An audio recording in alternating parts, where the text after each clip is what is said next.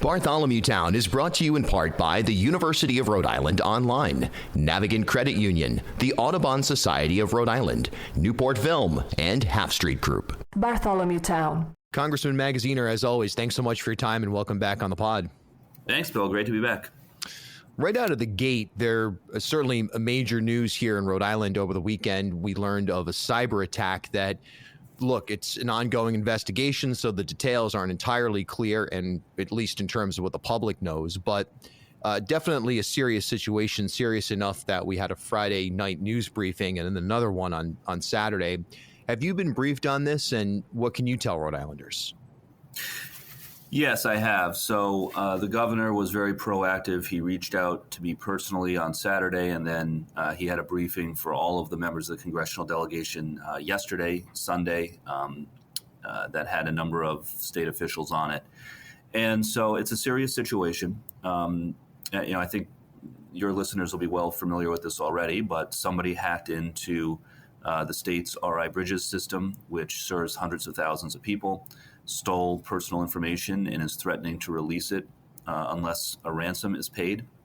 But of course, because we're dealing with a criminal here, even if the ransom were to be paid, then there's no guarantee that that information would not be released anyway. So, the most important thing for people to do is to take steps to, to secure your finances. Now wouldn't be a bad time to change your passwords, for your bank and for your credit cards. This would be a good time to go and put a hold on your credit reporting. Just take those sort of basic steps as you would if you had lost your wallet. Same steps. My questions to the governor and to state officials were mostly around interruption of services, and it appears that December benefits payments through the system have already gone out, so that's good. But for anyone who is going to be trying to enroll into HealthSource RI, SNAP, or other benefits programs, we're going to have to go back to using paper applications for a time.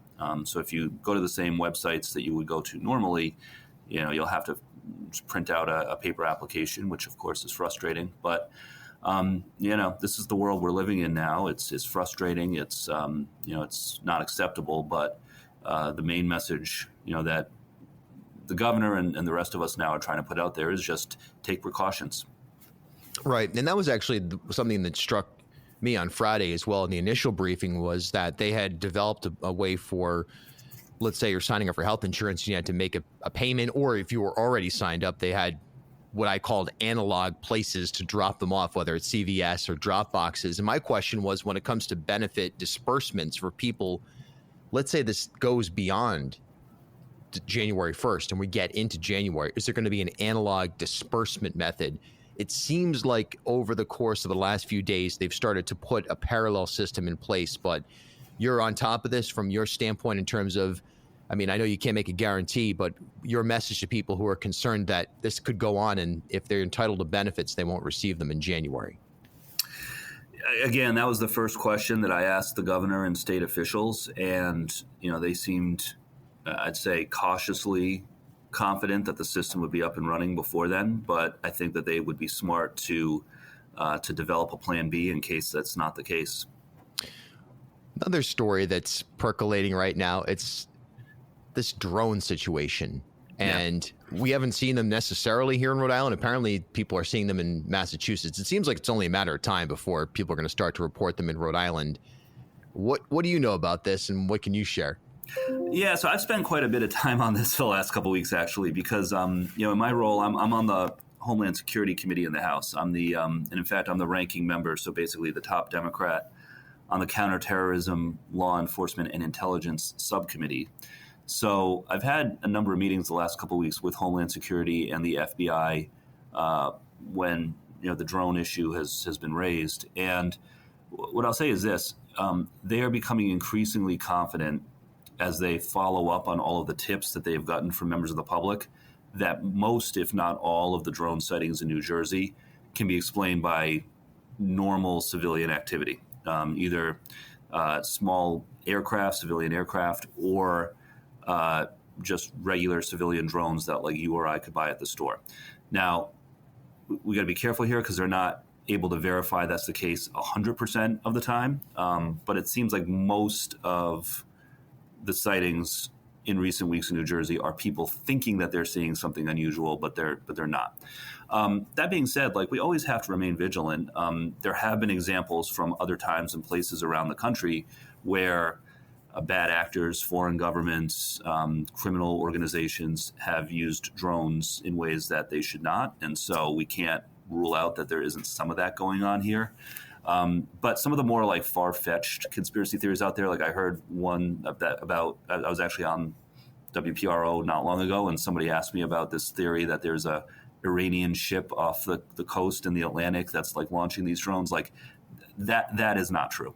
But can we rule out that there are drones being used by bad actors for bad things around the country? Of course we can't rule that out. One thing that we can do about it, I'm a co-sponsor of a bill that would give state and local law enforcement greater authority to use signal jamming and other counter-drone technology over sensitive airspace, because state and locals actually have very limited authority to bring drones down. And that's true at, sensitive events like sporting events and things like that.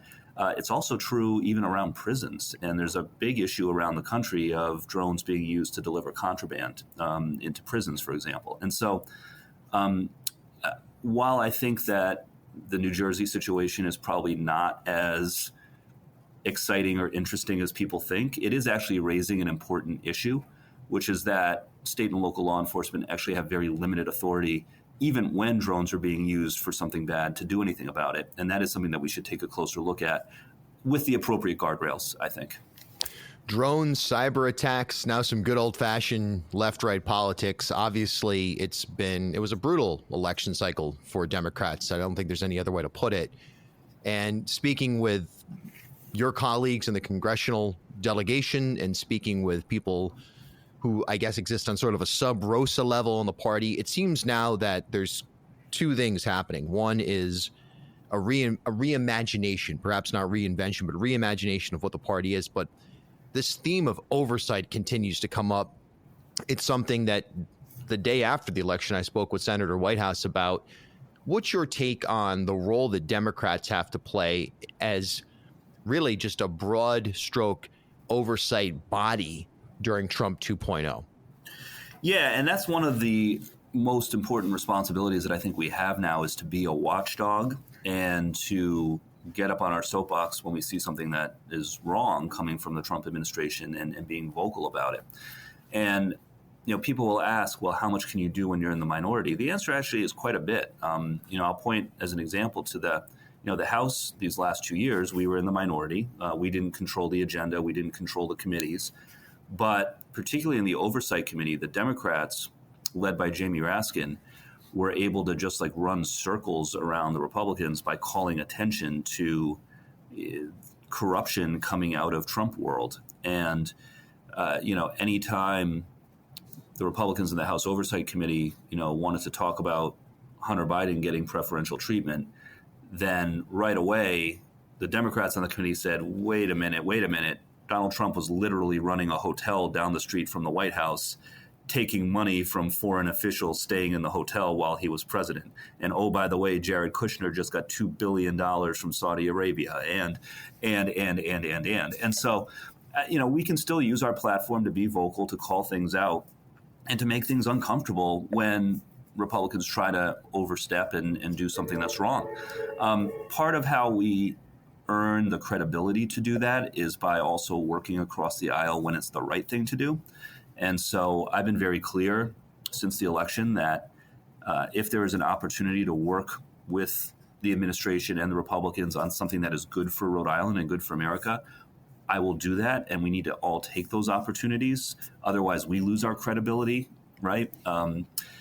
But no, we have a platform. People are expecting us to use it. And in particular, I'm going to be looking closely at the sort of billionaire bros that Trump has surrounded himself with, who are talking about cutting programs like Social Security and the Affordable Care Act that people rely on. This is something that these billionaires never have to worry about in their own lives the ability to pay for health care or, put food on the table when they're retired. I'm going to be watching that very closely and being vocal on it, when need be. Seems like the Doge stuff is basically, a lot of it seems totally impractical from anybody who has a 101 understanding of the federal government and budgets. It also seems like it's just kind of built for right-wing podcast chatter and things like that, where it's almost like, all right, well, let's talk about a fantasy version of what the federal government looks like. But as you said, the scary part is if somebody can, with a scalpel, find an arena that is constitutionally able to be cut and also has the political will to be cut, there could be some serious challenges for people as a result of simply the Doge billionaire bros, however you want to put it, aspect of Trump, never mind what's actually happening inside the government proper. This sort of auxiliary unit may actually have an outsized influence if checks and balances aren't put in place. For sure. And to be clear, the ideas that they're pushing are not new ideas. Like, right. I think part of the mystique of the Doge effort is, because it's Elon, it has this sort of, Silicon Valley innovative sheen to it, but it's the same old stuff, right? Like, what are they talking about? They're talking about cutting education funding. They're talking about going after Social Security. They're talking about going after food stamps, going after programs people need in order to pay for tax cuts for billionaires. Like, it's the same stuff, right? Like, the first thing they are going to do when the new Congress comes in is try to pass an enormous tax cut that will benefit mostly people like Elon Musk, and pay for it by cutting SNAP and Social Security and Pell Grants and things that people need that make our society function. So, like, there's nothing new here. This isn't like some new innovative thing. This is like the same old billionaires telling working people that they need to take a haircut because the billionaires don't want to pay their fair share in taxes. And that is exactly the kind of thing that we're going to call out when the new Congress and the new administration begin. There's also the retribution piece, perhaps impacting people in government, sort of in the exo-governmental space, and apparently the media, to a certain extent as well, has to be cautious here. Really, a lot of people may have to be, but there's also this notion of taking on states that don't fall in line with the Trump agenda. In many ways, that's exactly what Rhode Island is at a moment where we're depending on significant federal funding, probably a number yet to be determined when it's all said and done for the Washington Bridge rebuild. Are you confident Rhode Island, from a federal standpoint, will have the funding needed to complete the Washington Bridge project? Well, listen, we're going to fight as hard as we can to get every dollar that we can, and we've had a lot of success so far. We've already delivered more than $220 million to replace the Washington Bridge. But I think the biggest threat to funding for Rhode Island is the billionaire bros looking for money to pay for their tax cuts. That's what it is. They will try to cut funding across the board, including infrastructure funding, and we just can't let them.